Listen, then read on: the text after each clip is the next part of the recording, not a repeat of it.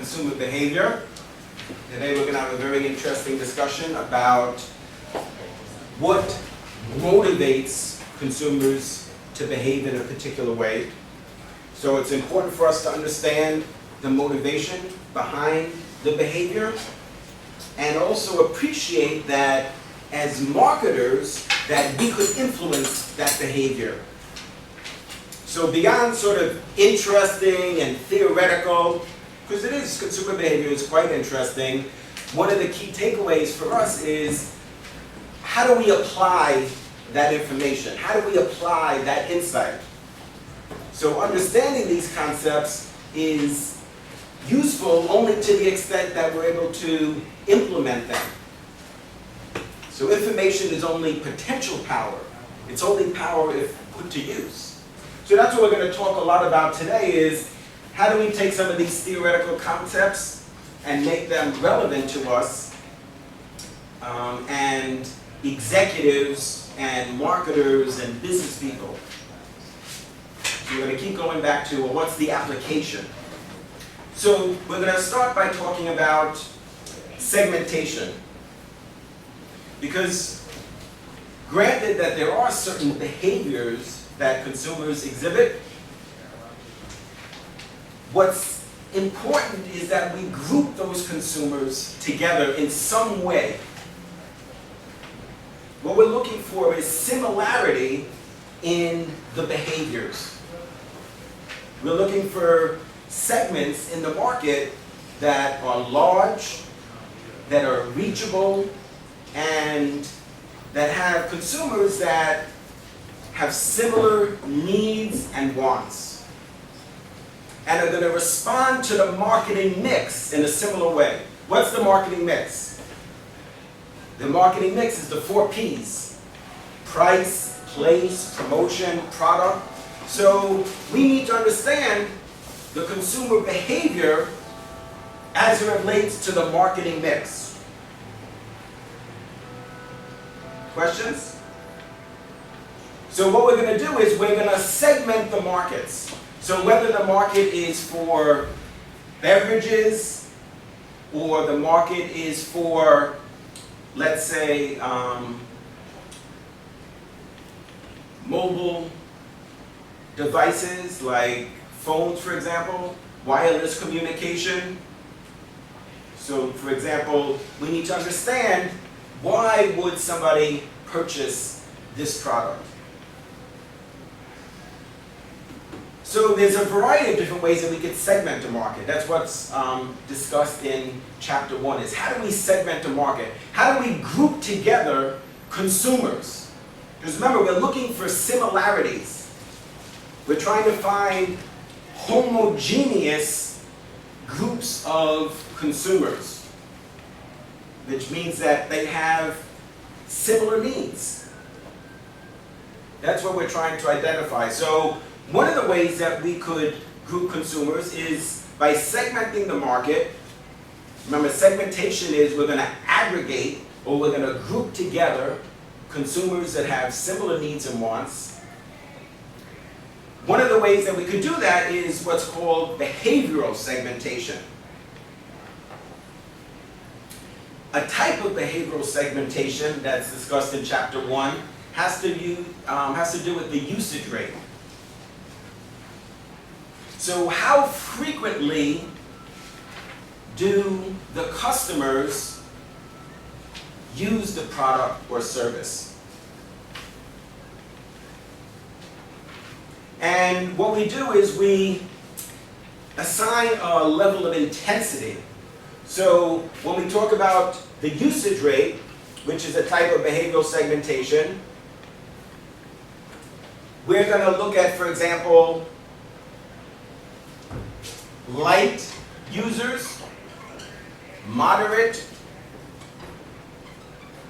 users, and heavy users.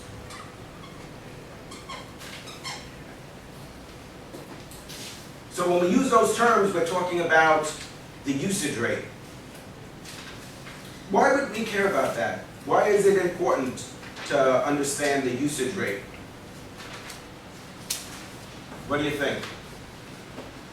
that's on page 10, talks about heavy users. So on page 10, there's a discussion about the usage rate as it relates to segmentation.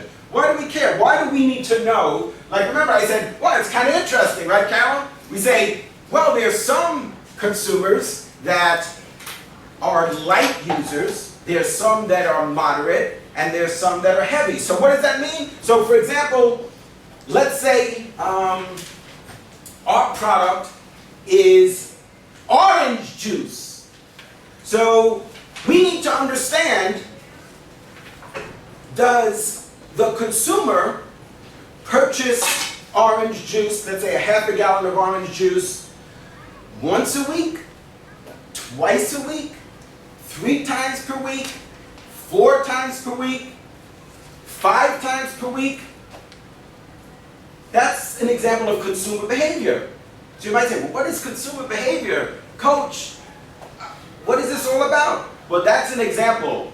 The rate at which the customer is using the product is an important aspect in consumer behavior. So it's relevant to us as marketers and business people because that's going to impact our marketing plan. So what do you think we're going to do with that information? So if we identify these segments, that's what these are. So we identify these consumer segments, and this is different levels of consumer behavior. Some consumers are light users, some are moderate, some are heavy users. What do we do with that information? Why do we care? Because it's like, oh, but that's kind of interesting. Okay, then what? What do we do with that information? What do you think? How is that going to help us to understand consumer behavior? Like you have to appeal to like the specific group. So like you're gonna, change your plan to like heavy users. You're gonna like create something that's gonna appeal to them, and then you have to do a different one for each group. Absolutely. So we're going to customize the marketing mix because the consumer behavior for orange juice or laptops or jeans, whatever the product is going to vary. So the consumer behavior is going to be different. We're going to have different groups of customers that are going to exhibit different behaviors. So once we know that, once we find out who the heavy users are, then, like you're suggesting, tell us your name? Ashley. Ashley, like Ashley is saying, is ATM? ATM, what's up? What's useful about that is Ashley says, we're going to customize the marketing mix. So that means we're going to create unique advertising for the heavy users. So the ads that we air for heavy users and light users is going to be different. You see why? Because for the light users, what we want to do, our objective as an organization, is to increase their consumption. So we want to change their consumer behavior. Remember at the beginning I said, it's not just that we observe their behavior, that's interesting, but the exciting part and the important part is that knowing what their behavior is, we could influence their behavior. Which means what? We want them to buy more. So we know that they're light users, we want to get them to be moderate users, or ideally heavy users of our product. Questions about that? So that's an example of a behavioral segmentation. Another example is benefit segmentation, which is also behavioral. Benefit segmentation means that we try to understand the motivation for purchasing our product or service. What is the motivation? The product provides a certain benefit. Now, in some cases, we find, and this is very intriguing, that it's not just about the function of the product, the basic function that the product provides, but there's something more that we receive when purchasing the product. Like, for example, I left my briefcase up here for a reason, just this way, right? So, from a generic functionality standpoint, the purpose that this serves is for me to carry my books and papers. But I'm getting something more than that from this product. There's another reason why I bought this product. What is it? What's the added motivation for purchasing that product? Yeah, to establish a personality for myself, to what? What else? Style, right? So I want to be associated with something that's stylish, fashionable. I was just saying it's designer brand, so it's gonna... Coach, Yeah. right? A little, it's kind of ironic, right? Because students call me Coach, but yeah, Coach, this is a genuine Coach bag, and it actually has the serial number in there and everything. So, you see? Yeah. And so, that's another reason why somebody would purchase that product, because it gives them a personality. Brands also have personalities. You want to be seen as stylish, you want to be a shot caller, right? People see that, it's like, wow, Coach, you're the man. Like, you have a nice leather briefcase and an iPhone 5. So you're like, this guy's a real deal. So, I'm not exempt from those motivations either. So importantly, people buy products for more than just the functionality. Now, that being said, it's important for us to realize that products, this is the product,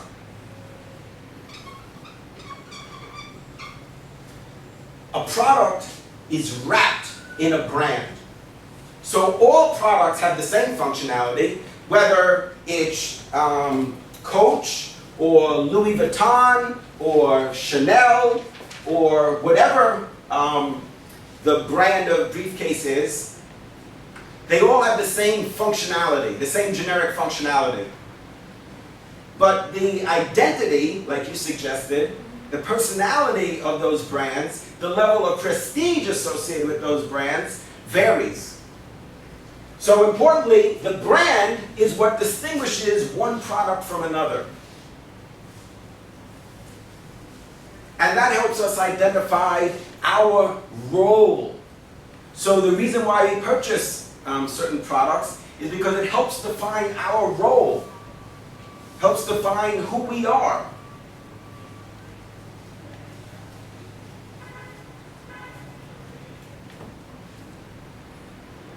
So people buy products not just for what they do, but what they mean. What do they mean to us? And importantly, what does it mean to other people when they see us with those products? And importantly, when we say see us with those products, we mean see us with certain products that are wrapped in particular brands. So the meaning is going to be different if you're driving a Ford, if somebody sees you driving a Ford, or if you're driving a Mercedes. Or if, like Ashley, you're driving a Lamborghini.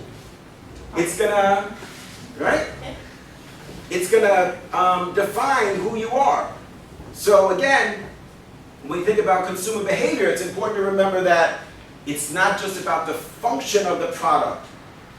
And that's what makes our role as marketers interesting and also challenging, because we need to understand those underlying motivations. So it's not just I just need transportation. Well, I can tell you from experience, if you bought a Mercedes, it's not just because you need to get from point A to point B. Because let's not kid ourselves. I'm not embarrassed to say this. Really, this is a large part of why you bought the car. And this, if you don't know, is the symbol for Mercedes-Benz. So Justin, when you're driving down Campus Road, you know, people are looking to see what kind of car you're driving. You know, they're making some assumptions about who you are. Does he drive a Corvette? Does he drive a Chevy? And then they're going to decide whether or not, you know, you're like, big pimping, dun dun dun dun, right? They're going to decide whether or not you're a shot caller, whether or not you're the big man on campus.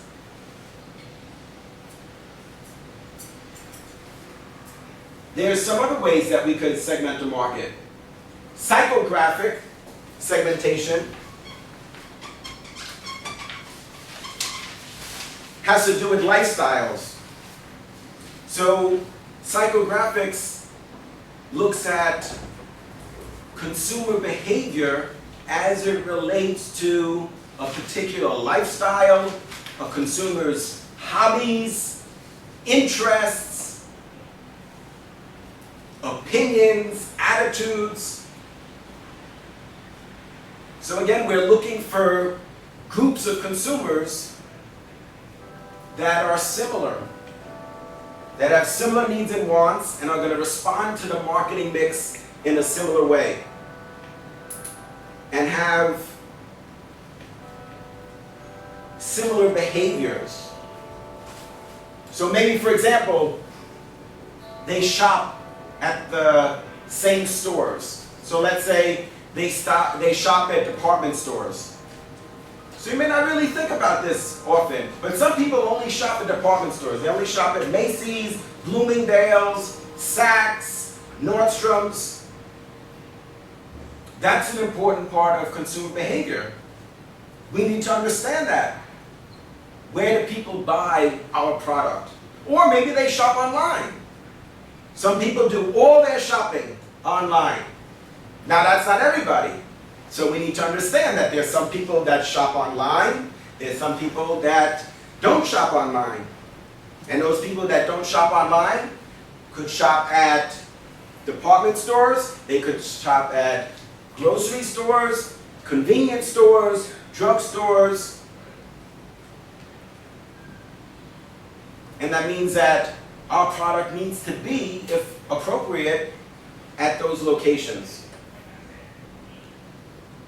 So again, it's not just like interesting, oh, some people shop at department stores.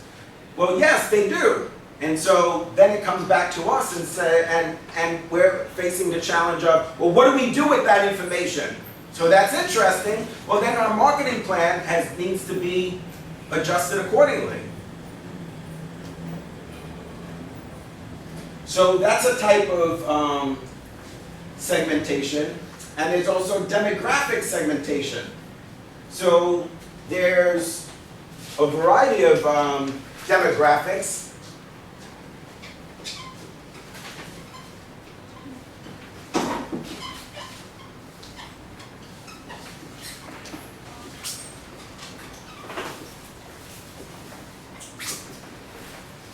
Those are some examples of demographics, and our expectation is that these demographic segments, whether it's age, gender, race, ethnicity, religion, occupation, level of income, that if we segment the market that way, that the individuals in those segments are going to have similar behaviors. So people within certain age groups. So if we segment the particular market, we might have a segment that's from 20 to 29, and then 30 to 39, and then 40 to 49, and then 50 to 59, 60 to 69, 70 to 79, 80 to 89, and if it's relevant, because remember, I'm sharing with you different ways that we could segment the market, but it may not be relevant for our particular product. But we need to try and understand that. So we need to look at what's the best way to segment our market so that we could maximize sales and maximize the profitability and customer satisfaction that our organization provides to customers. So the assumption with age is that those different age groups have different needs and wants, have different behaviors, are going to shop at different places, can afford to buy products at different price points. So for example, some consumers can buy a 64 gigabyte iPad for $700, the one with the Retina display.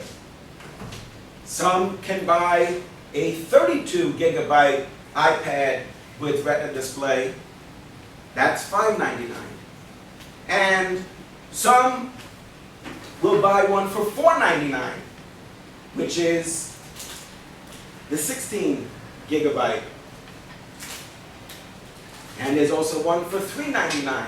So why do I mention that? Because that's an example of how segmentation has enabled a company to develop a marketing plan that's going to effectively influence the behaviors of millions of consumers. So based on the research, we understand that there's different needs and wants in the marketplace.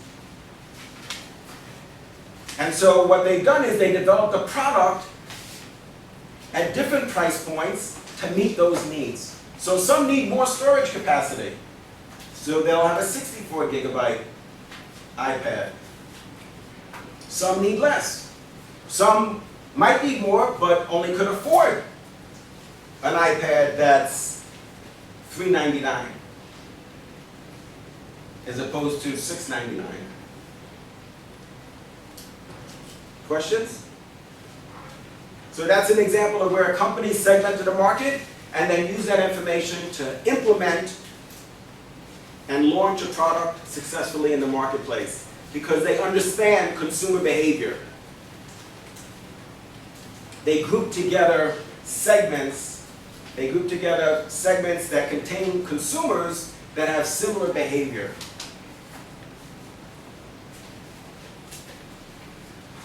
I just want to go back briefly to talk about benefit segmentation, which a good example, remember I said that the benefit is more than just a functional benefit, but a good example of where a company understood the motivation.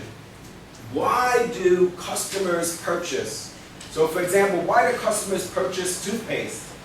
What is the benefit that they expect? Well, there's a number of benefits that they identified in research. Some want cavity protection, right? Fights cavities. Some want fights plaque, fights tartar, whitens your teeth, fresh breath. So what did the company do? Understanding the different motivations, and that's what Maslow talks about, which is his model is so insightful because it really gets to very basic and primary motivations, like why you bought those chips, right? We need to understand that some people will buy products because they're hungry. And we're going to talk a little bit in very quickly about how we respond to different stimuli and how that varies, let's say, when we're hungry and when we're not hungry. So we might see ads for Burger King all the time. Most of the time we block that out. Except when you're hungry, all of a sudden you start to pay attention. also an important part of consumer behavior. So companies developed they developed an entire product line of toothpaste, but each one emphasizes a different benefit. They have Colgate whitening, Colgate that fights tartar, Colgate that fights plaque, Colgate that freshens your breath. So they understand the motivation of consumers. And that's not something you could just guess. You have to do research to understand that.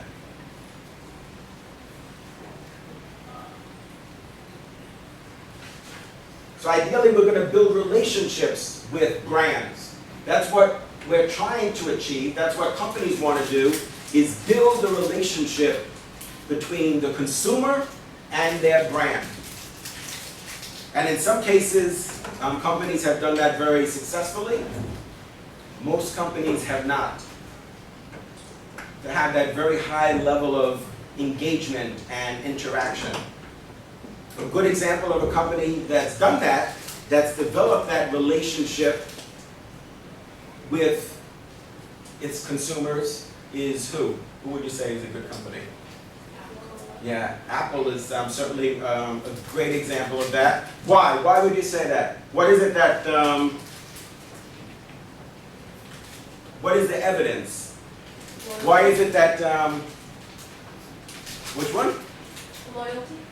Yeah, absolutely. So the loyalty is absolutely a good piece of evidence that suggests that their consumers are very engaged, they are very loyal, and we even use the term cult, that Apple customers behave in a cult-like manner. It's this Apple cult, Mac. It's, think about the obsession that people have with those products and that brand, and the behaviors of the individuals. So we would measure it in terms of sales. Yeah, oh, absolutely. It's remarkable. What, within, in 2 weeks they sold 10 million iPhones? Yeah. And it's already the iPhone 5 already. Like,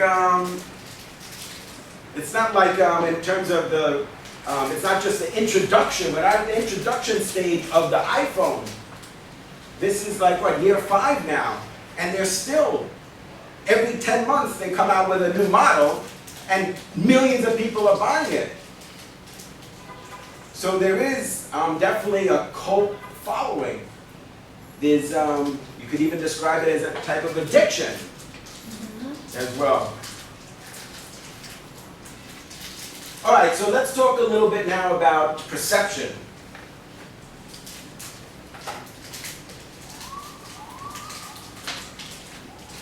Perception is when we process, when we organize sensations. So perception is about processing, organizing, interpreting sensations.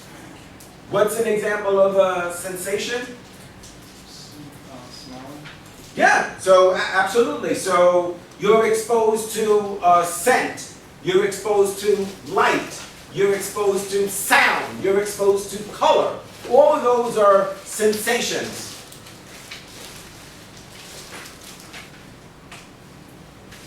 We perceive them. That's what perception is. So when we're exposed to color, for example,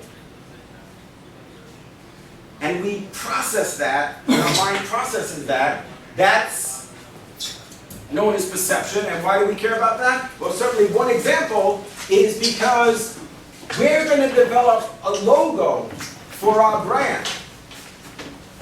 A logo is the graphic representation of the brand name. So we're going to develop a logo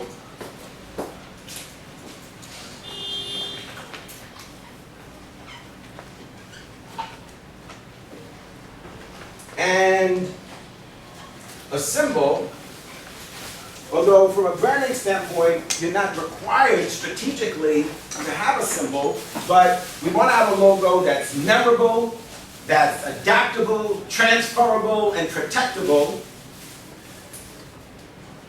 And we want to have packaging that gets people's attention and interest. We're going to have to decide what is the color of our logo, our symbol. So we said that we're going to have these sensations. Color, for example.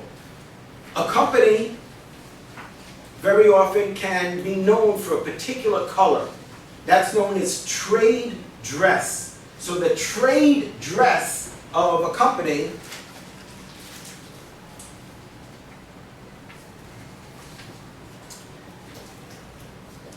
has to do with the company's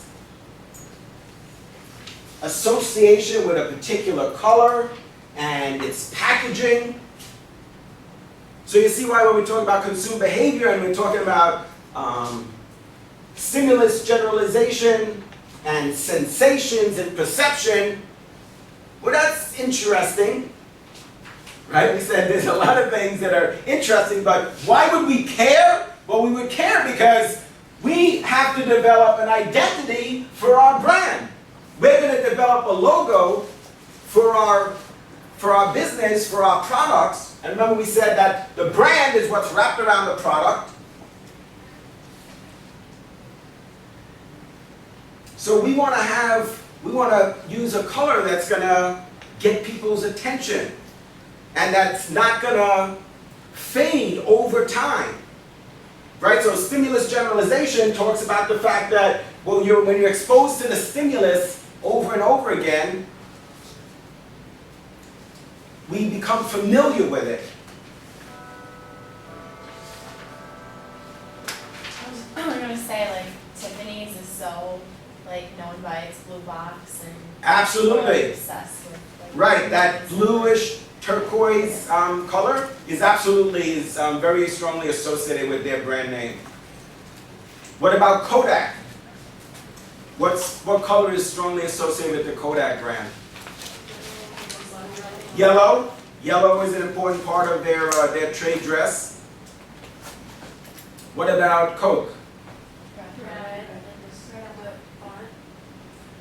Right, absolutely. Their logo is stylized. So again, we want to have a logo that's unique and memorable.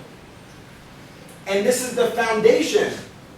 This is why we have these guidelines and strategies as it relates to branding and branding tactics. Because we understand that there's going to be a sensation, which is customers are exposed to our yellow package or our blue Tiffany's bag. And we're going to process that. When we process that, that's known as perception. Now, that being said, we need to talk about some perceptual filters.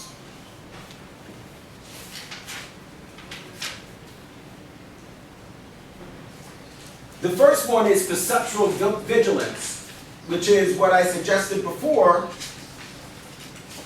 We pay attention to certain stimuli when it's relevant to a particular need that we have at that point in time. So the example that I gave you about hunger is an example about perceptual vigilance.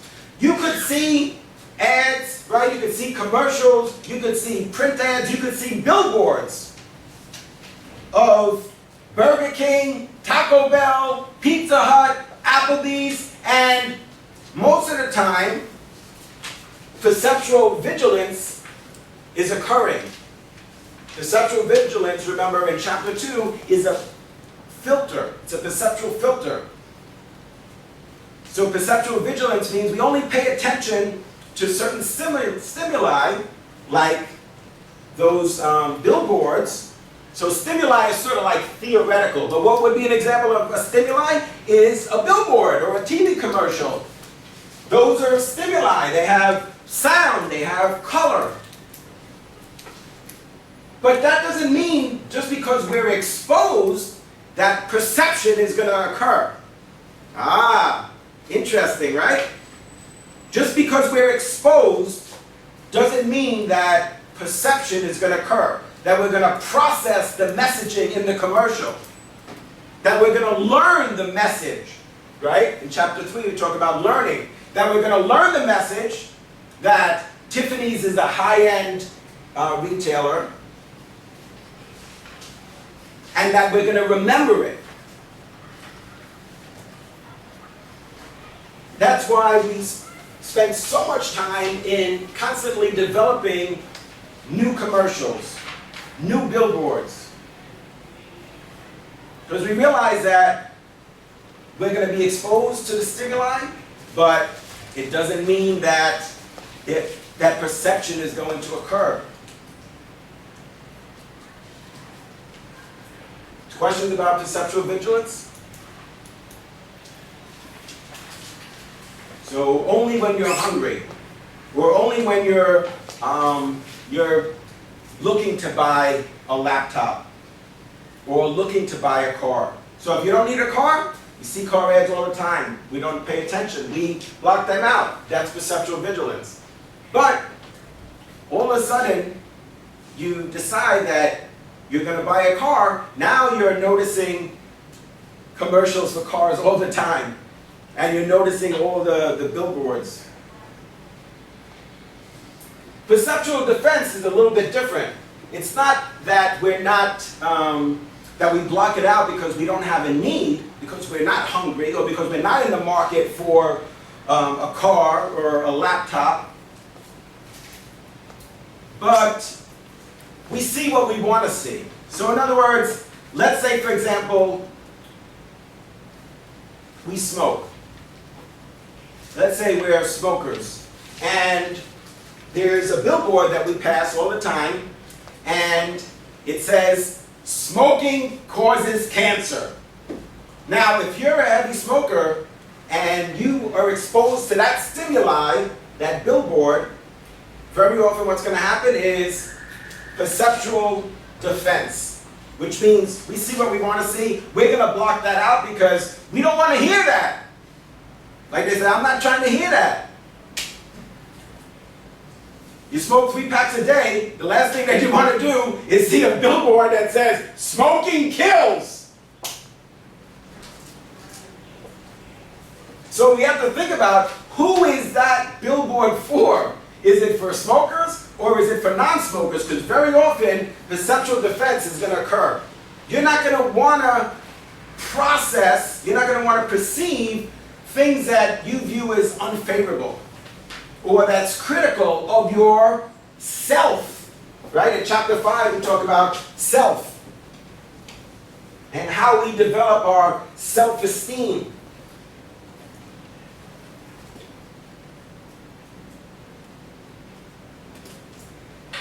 Another perceptual filter is adaptation. So adaptation suggests that when we're exposed to a particular stimuli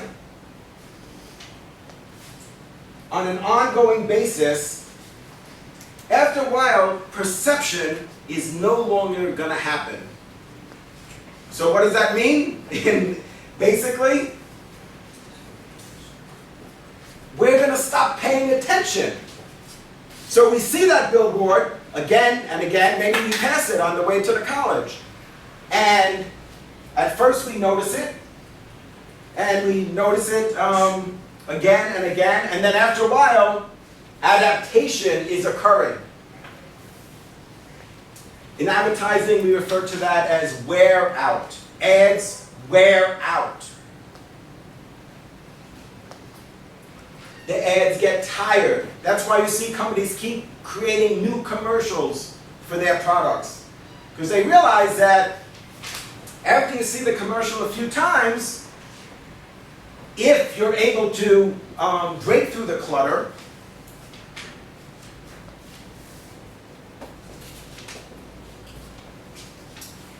because there is decay and there is interference. Those are discussed in chapter 3.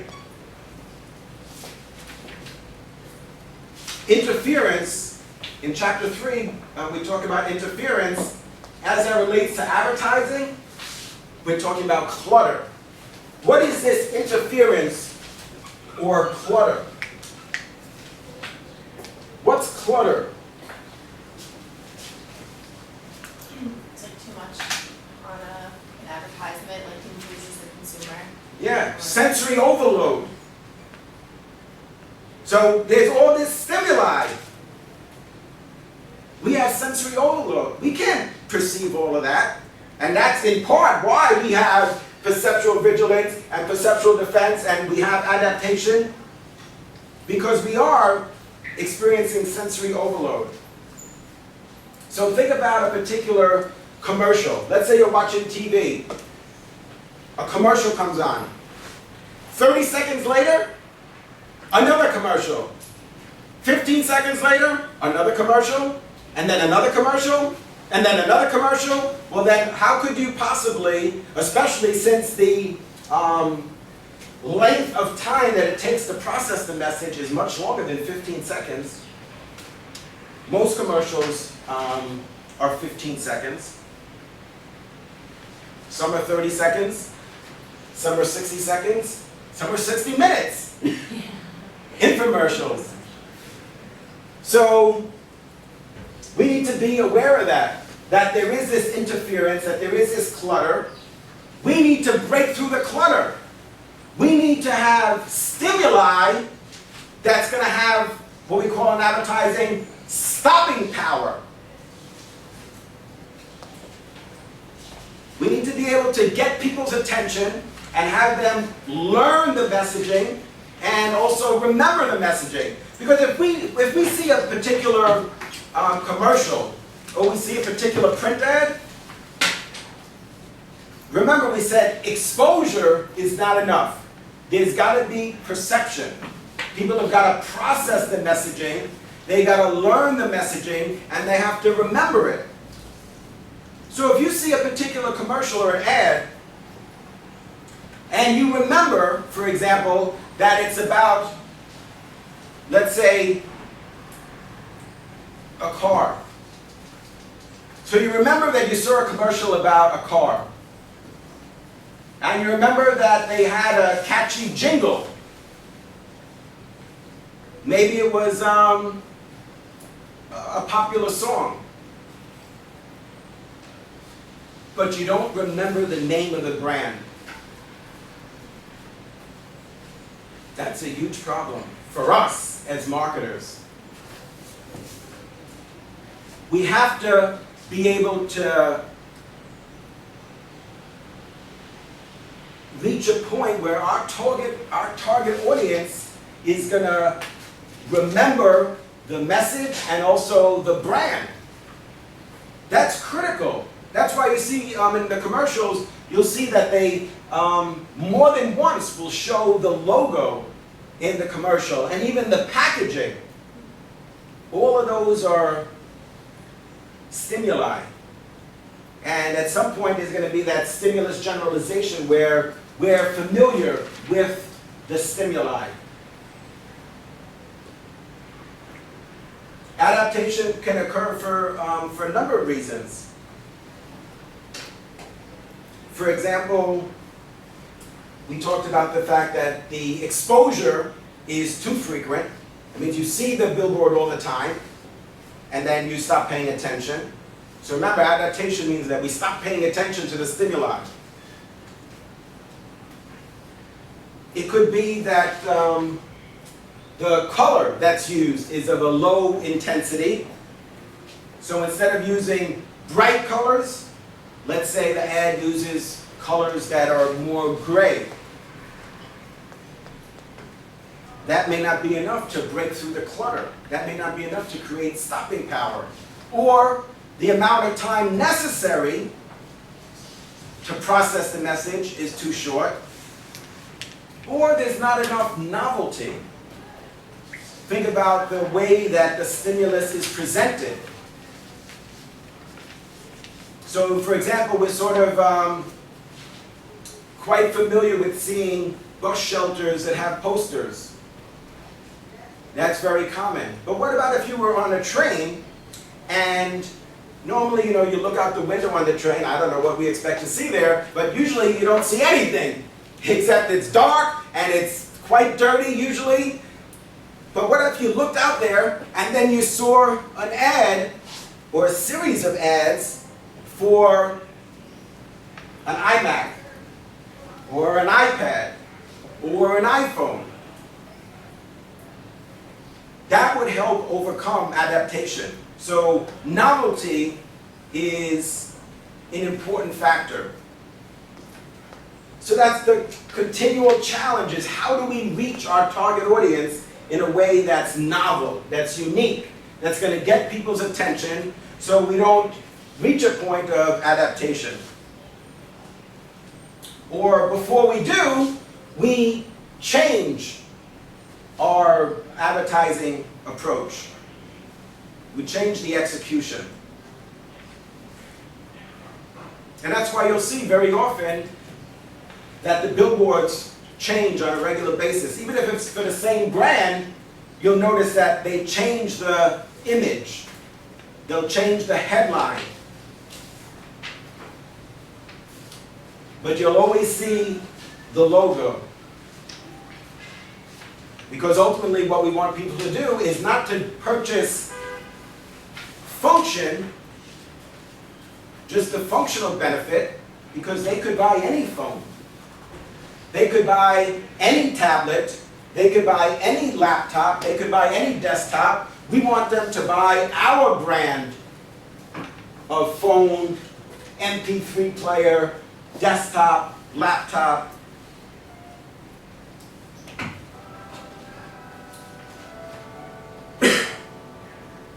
In chapter 3, we talk about the impact of repetition. And in advertising, that's very important. We refer to that as frequency.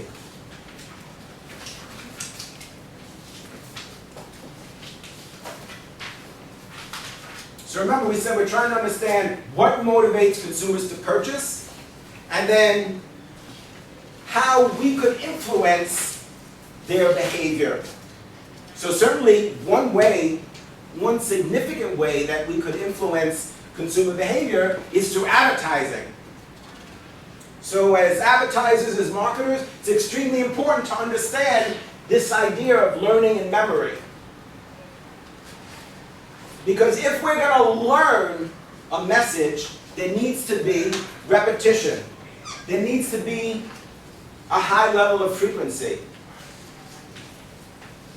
Now, in most cases, we say that a good rule of thumb is 6 to 8 exposures in advertising. Some say less, but I can tell you from my professional experience that 6 to 8. And the reason why is because of the clutter. So remember, it's not enough just to have exposure, but there's got to be perception. So in a vacuum, you might say, well, the book suggests, I think they say like 3 exposures. Well, if you were just sitting here, if we all just sat here and watched it, and you probably would only maybe need to see it once and get it. But if even when we do advertising research and we try to simulate the experience that the consumer is going to have, so in other words, we take programming, a show, like a TV show, and we insert commercials. And of course, one or more of the commercials is ours. And we tell people, watch this show. And then at the end, we ask them, what do you remember about the commercials? And we try to understand, oh yes, I saw a commercial for a car, and so on. Well, what about this car? What is it what was the main message? Well, the car is electric. Oh, okay, good. Well, who makes that car? I don't know. That's realistic. You should expect to have that. I've been in a lot of research like that, and you get those kind of reactions. So if, even in that situation, you have to see it multiple times. There's got to be repetition in order for learning to occur. And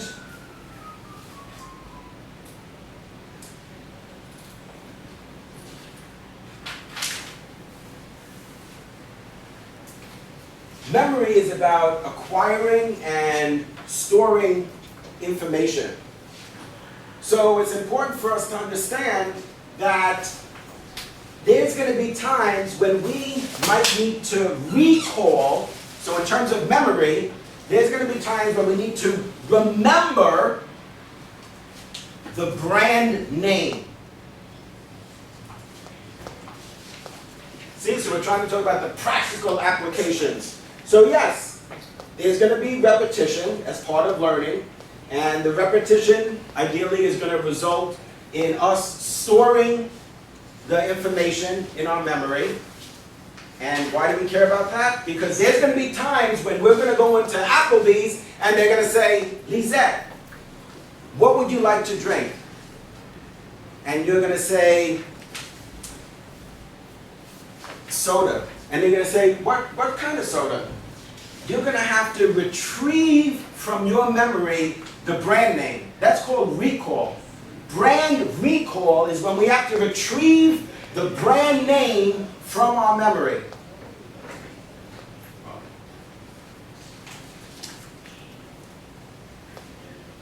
In some cases, has that ever happened to you? Is that realistic?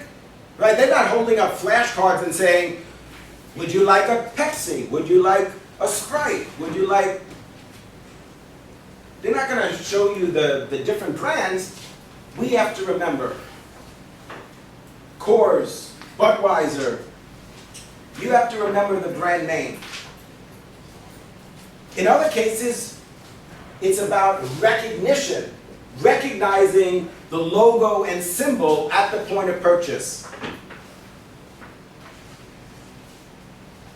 So when we see this, or when we see the packaging, we're going to recognize it. Why? Because we've stored that.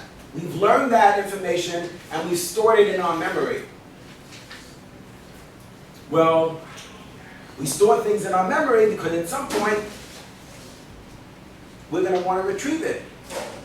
Even if we don't realize that we want to retrieve it, somebody else may want us to retrieve it from our memory, like the marketers at Pepsi. They want us to remember what the packaging looks like.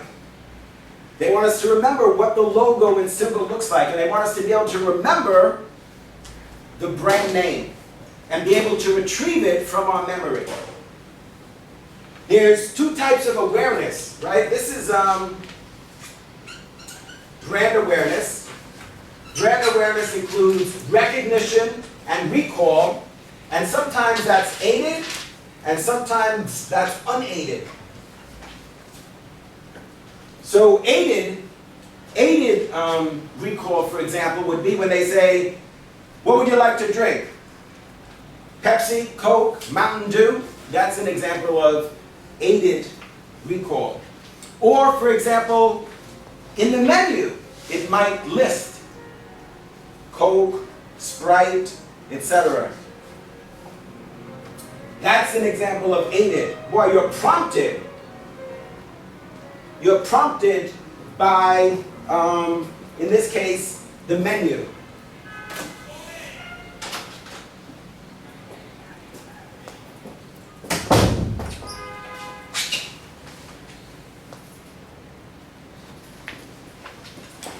In this chapter, we also talk about decay, which means that we forget. That's why when you advertise, it's not that you just advertise for a month or 3 months or 6 months. You have to continue to advertise so that our brand name and our packaging and our logo is top of mind. Because what happens when you stop advertising? The awareness is going to decline. The awareness of your brand name, the awareness of and recognition of your logo is going to decrease. That's what we refer to as decay. We need to understand that. That's why companies advertise on an ongoing basis. It's not like you can say, well, we'll advertise this year, but not next year. Really? Well, at the end of next year, a lot of people are not going to remember because of the interference, because of the clutter.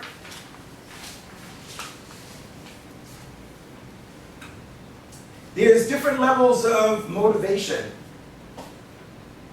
You could have a very high level of motivation or a low level of motivation. So in chapter 4, it talks about the level of motivation being very passionate, or what it defines as inertia. So the level of involvement and the level of motivation could be low. So an example of low involvement, a low involvement purchase is something that's routine, that we purchase regularly, that's inexpensive, that's what we consider to be a low risk financially, and also a low risk to our self, to our self-esteem, to our self-image, to our personality, to our identity. What would be an example of inertia or low involvement, a low involvement purchase? What would you think? For you, because it could vary certainly from person to person. Remember, as we said at the beginning, we're going to have to group consumers based on their behavior. So Carol, what Carol considers to be a low involvement purchase can be very different from what Ashley sees as a low involvement purchase, what Sandy sees as a low involvement purchase, what Justin sees as a low involvement purchase. So maybe purchasing a Pepsi is low involvement. You buy a 20-ounce Pepsi, it's $1.50. It doesn't have any risk financially, right? So it's not expensive. It's not going to have any negative impact on our self-esteem. It's not like somebody's going to see us drinking a Pepsi and they're going to go, loser! Right? Because that's a concern. You don't think that, do you agree? Do you think that's a concern? Some purchases are high involvement. Those are more expensive. We're going to spend more time researching them. And importantly, though, it doesn't need to be expensive, because sometimes the risk to our self-image, our self-esteem is high enough that that's more important. That makes it more of a passion purchase for us, even though it could be inexpensive. Like I've seen people in stores looking at a t-shirt, a bright orange t-shirt. Orange, by the way, is one of my favorite colors. But I digress. But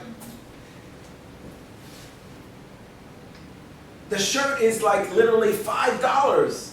And people are standing there like this and like that. They're holding it up to their face, onto their pants, onto, like, what are you doing? Seriously? Like, it's $5. But for them, they're worried, but what if I wear that? Like maybe orange, maybe, it's not going to go well with, my bright blue contacts and my jeans or my fluorescent green sneakers, and then people are going to think, ta-da, loser!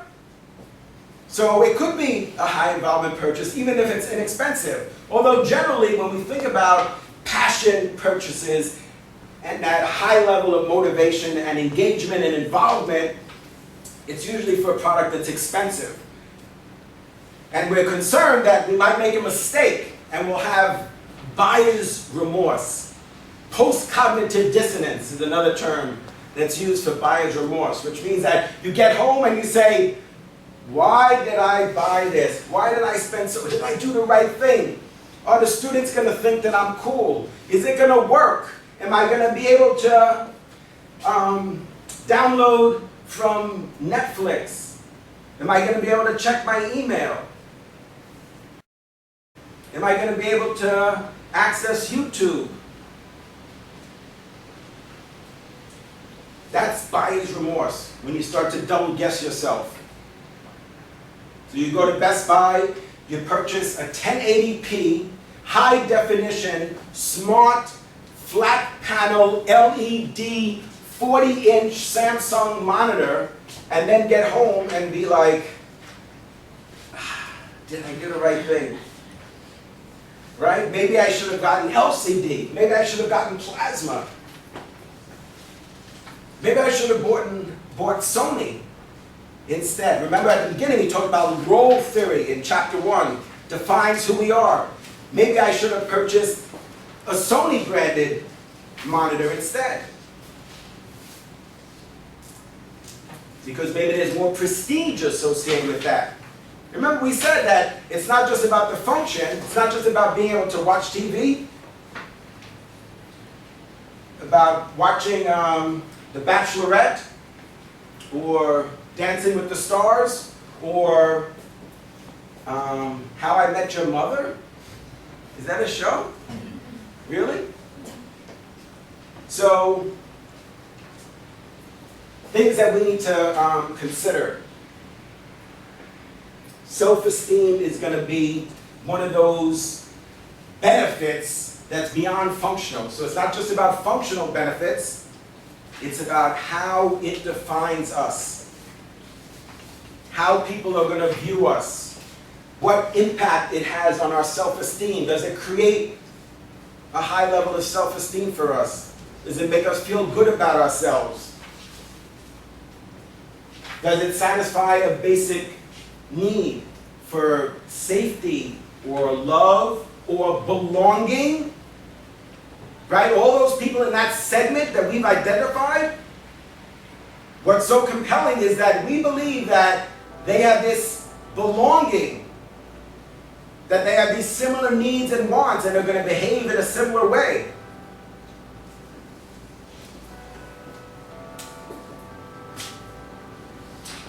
And what do some people do? Is, as part of their identity and their self and their self-esteem, is they change their body. And in chapter 5, we looked at body decorations, remember? And we talked quite a bit about, well, how many tattoos do you have? And what body parts do you have tattooed? And what colors are they? And why do you have them? What's the motivation for having them? Is it to memorialize someone or something? Is it to create a sense of belonging because all your friends have that same tattoo, that same symbol or graphic? And there's also, we talked about piercings and cuttings. There's reasons for those behaviors. And we need to understand, for people who have tattoos, what other behaviors do they engage in that's going to be relevant to us as marketers?